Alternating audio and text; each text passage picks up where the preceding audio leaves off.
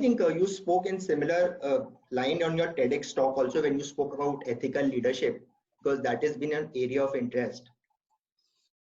Hello. Yeah. Yeah. So, sir, coming to one question that in terms of MBA, why has and what is your view about this fact that MBA education over the year has become like MBA schools are now viewed as placement factories?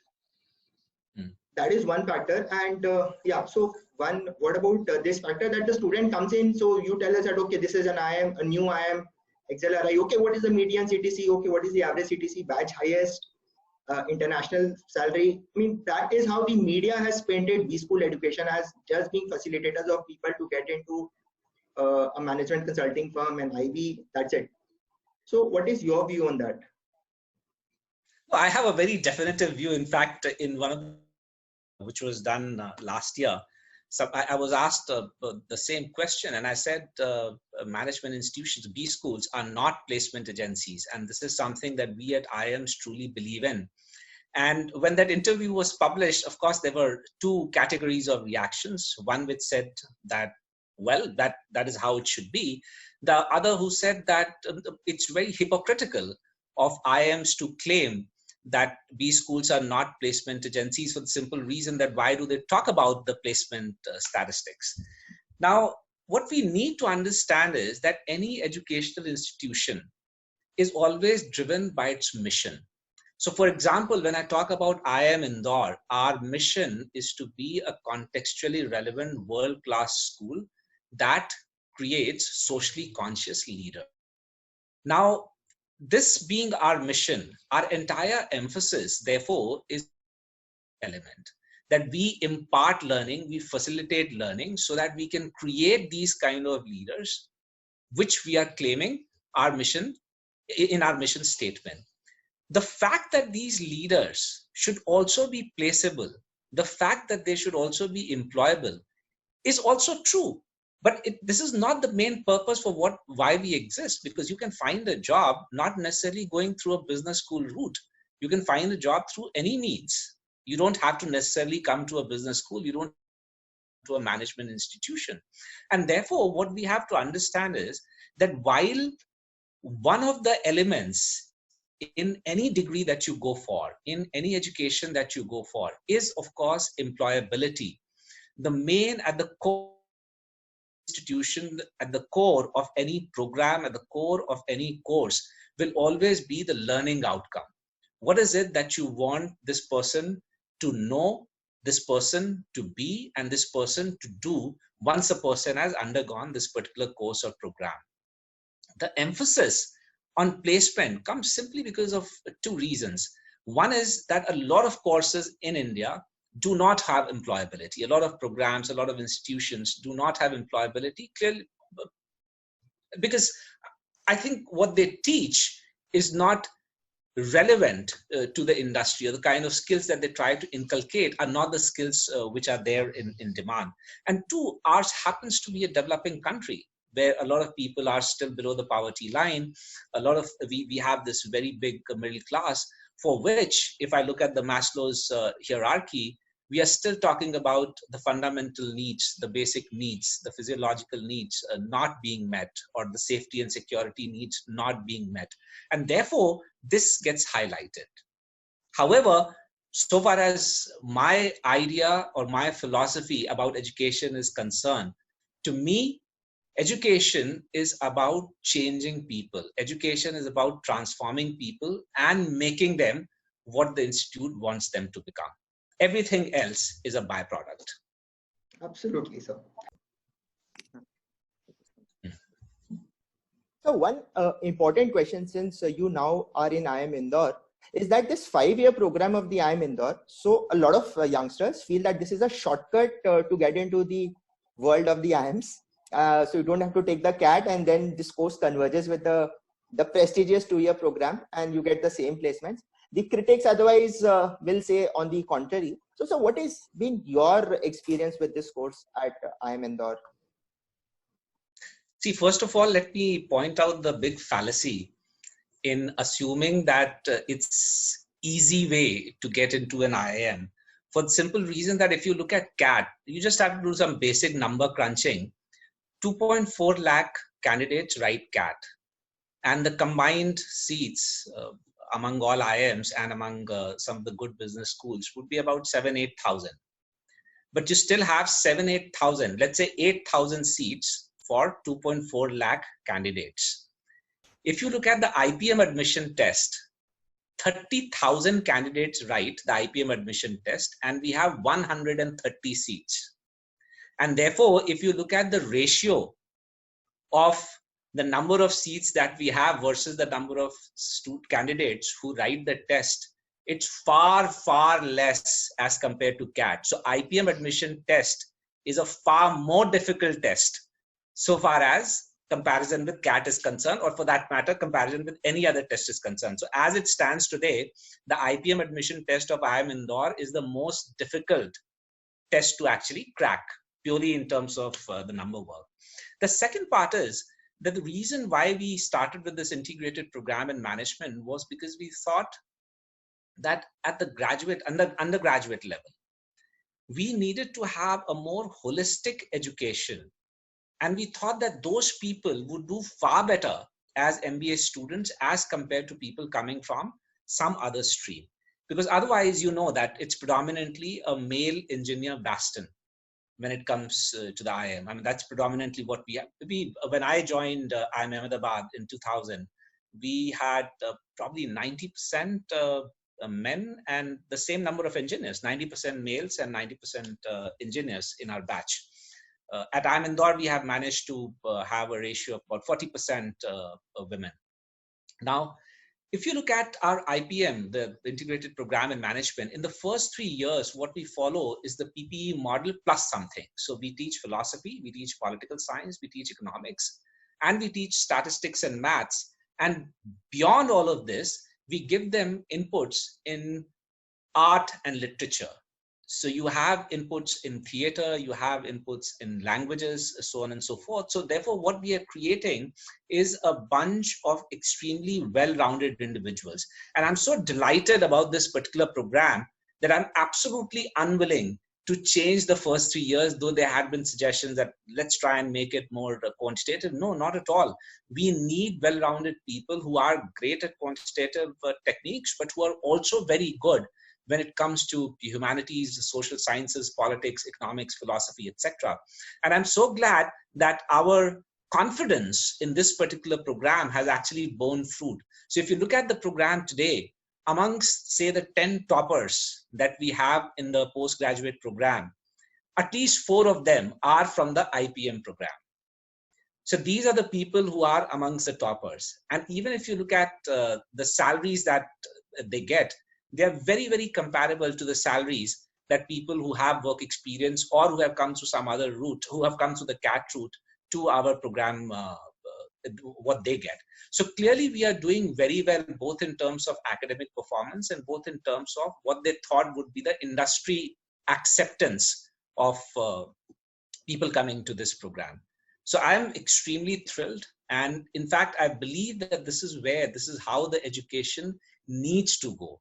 So what I tried at an MBA level by trying in certain subjects, which were not your functional subjects, but which I thought would give a more well-rounded personality to people. Now here we have that being done in the class, in the undergraduate level itself. Fair point.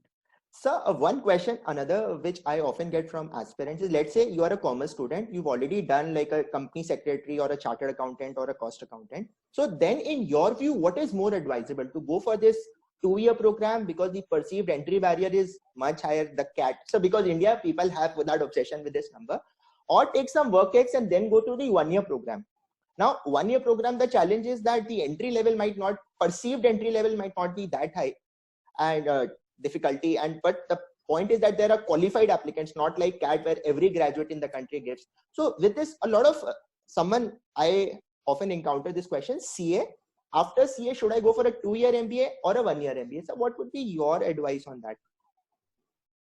See, my advice is, now this is coming from a personal space, not from an institutional space, but I have always been of the view that the 1-year or the 2-year decision is not so much material as is the decision that whether you should go for an MBA program as soon as you finish your undergrad, or should you work? And my personal opinion, my view is that you should work for a few years and only then go for an MBA exam, for an MBA course, because then you're able to correlate a whole lot of things which are taught in the classroom with some of the work experience that you have. And if you are going for an MBA course within, say, 2 or 3 years of working, in that case, a 2-year program makes more sense. And if you're going for an MBA course after 7 or 8 years of working, then a 1-year course is good enough. Sir, a limited question. I know you have a very, very defined view on this gender part. So IIM Indore has got 40% female, and it's the highest in the country. You were covered in the ET also a few months ago. So through affirmative measures, let's say we have brought in more female in the campus. Now, in terms of the education, in terms of the placement and the entire management education, how does that help as compared to your male bastion engineer dominated B school life a couple of decades ago? Does that actually make a difference? It makes a huge difference. First of all, it makes a very big difference into the kind and the quality of the discussions that you have in the classroom. So IIM Indore follows a case method predominantly as the pedagogical tool. In a case method, you have to make a certain decision. So the case is based around a certain management decision which needs to be made. And the case outlines a particular situation that the protagonist finds himself or herself in. And then subsequently a decision needs to be made. Now, and we say that the mission of IIM Indore is to create responsible leaders. Now, responsible leaders, by very nature of the definition of the word responsible, need to be inclusive. How can you have inclusive decision making being brought into the classroom or subsequently into the corporate world unless your classroom itself is inclusive? For example, if you have 90% engineers and 90% males in a particular classroom, what kind of decisions would they make? Their decisions would be of a similar kind because the thought process is similar. They look at their worldview is very, very similar. You need people in the classroom whose worldviews are different. You need people from diverse background. You need people from diverse gender. You need people from diverse strata of the society. So you need people from diverse academic backgrounds. So the more diversity that you bring into your classroom, the richer the classroom discussions would be.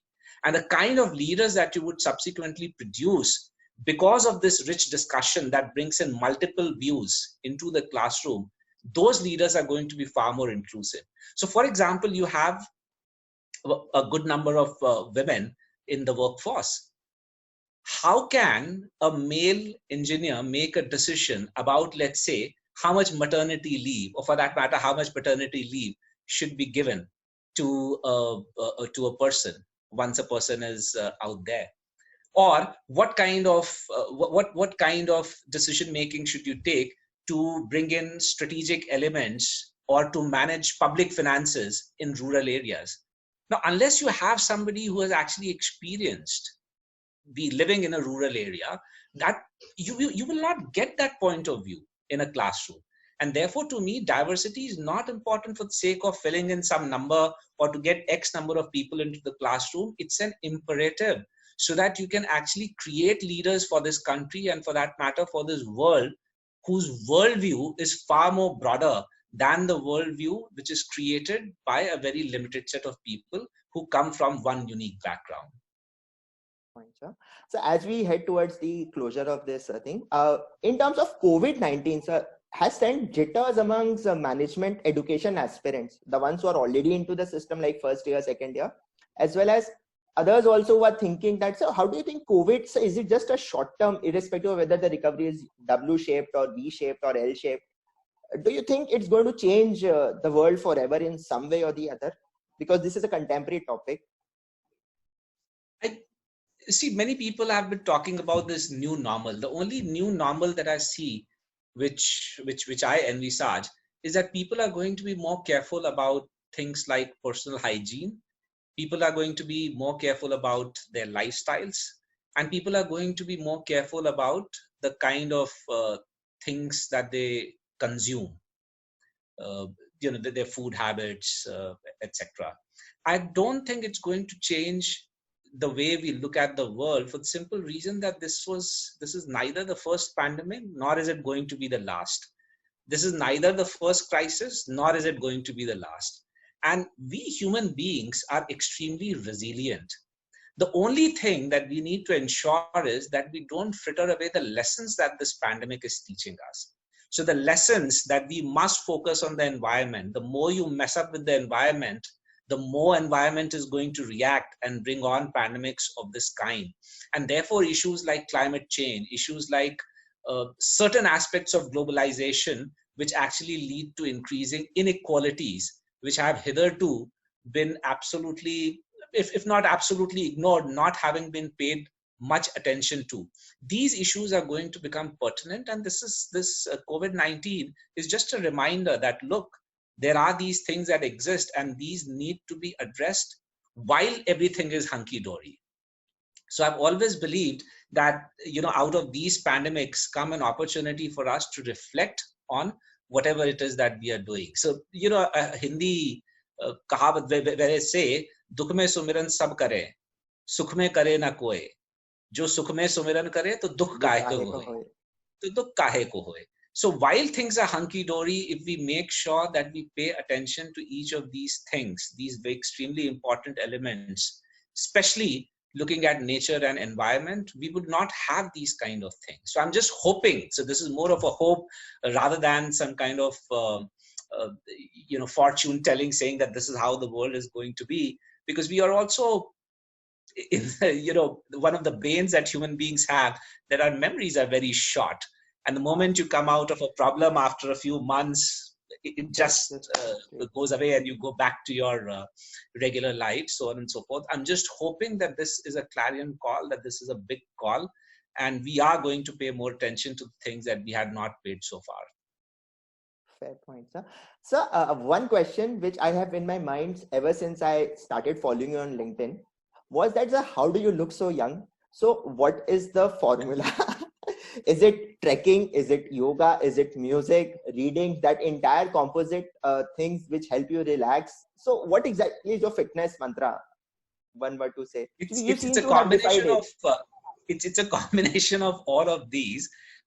My mantra is obviously yoga. Yoga works for me when it comes to exercising. Not that I don't do other forms of exercise. I also love to go to the gym once in a while. I also love to do push-ups once in a while, or do crunches once in a while. But predominantly yoga is what really fascinates me. And I've been practicing that as a child, and I've grown up practicing yoga. So that is something that keeps me fit. But more importantly, what I think keeps me fit is that I'm a happy person. I like to be happy, and I like doing things which make me happy. Himalayas make me happy. When I go to the Himalayas, it's almost like as if they talk to me. I get a feeling which is completely out of this world. I have some amazing experiences. And of course, they keep you fit, because when you climb or when you trek, you also need that element of physical fitness. But it is more that I find peace. I find answers to a lot of my questions. I get that space and time to reflect. And I think that is the key, that sense of fulfillment and the sense of joy that you get out of doing all of those things. And if you were to ask me, what should you do or what should anybody else do, I would say find out what is it that works for you. For me, yoga works. Find out what works for you. If for you Pilates works, do Pilates. I have some friends who say that running works for them, that when they run and when they go beyond 5 or 6 kilometers running, they get into some kind of a zone where the mind becomes absolutely free. So I'm not going to become normative and say this is what will work for others. For me, it's a combination of all of these things that you mentioned. So I love the Himalayas, I love yoga, I love music, and I love reading.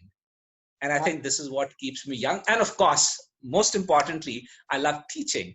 And when you're teaching, you're always surrounded by a group of youngsters, and that rubs onto you as well. You think young, you feel young, you look young. Yes. And I think there is something mystical about mountaineering, because I had a detailed discussion with Professor Errol D'Souza also, who's our director at IIMA. And he's also an avid mountaineer and trekking. And I asked him, like, how are you so calm and composed? And his answer always is the mountains. So whenever I'm stressed, I think of the mountains and it all goes away. Because I'm sure that Absolutely, as a sir. director, so you would be grappling with so many complexities on a day-to-day basis that you would need to have some sort of a recoup mechanism. So glad that. So, sir, my final question to you: what would be your word of advice to youngsters with respect to their career, life, what life has taught you? That's it. So again, it's very difficult for me to give a very generic advice to people. I'm sure people are smart enough, and now they have lots of opportunities to make up, to look at what is it that they want to do with their lives. What do they want to do with their lives? But my specific suggestion to all the people is that this world has a lot of opportunities.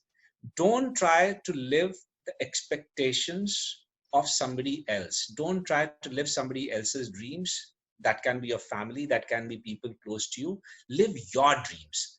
So first of all, have a vision about what is it that you wish to do with your life. What is the kind of a world that you wish to live in? And then go on and try to create that world. Because the moment you have a vision, the moment you have a clarity that this is what you want to do with your life, passion will automatically come. The second thing that you need is that you need to be passionate about it. I mean, remember, just by dreaming alone, you cannot achieve whatever it is that you have set out to achieve. You will have to work hard, and that working hard will come out only when you have a very clear sense of direction as to where is it that you're going, if you're passionate about doing that thing. And the third thing that you must remember is that there is no substitute to hard work. And not just hard work, but you need grit, because you may be working hard, but let's say if you fall down once, that should not deter you. So you need grit and you need resilience, that even if you fall down once or twice, you should get up and continue to be persistent. So continue to be persistent. So to me, I would say purpose, passion, and persistence. These are the three keys which can make your life successful, and more importantly, which can make you feel fulfilled rather than having only a sense of achievement. Superb, sir. Amazing ways to end this great conversation, sir. I'm so thankful to you that you spared time out of your busy schedule for conversing with the youngsters. Thank you so much, sir. My pleasure, Anurag. All the best. Thank you, sir. Thank you. Bye.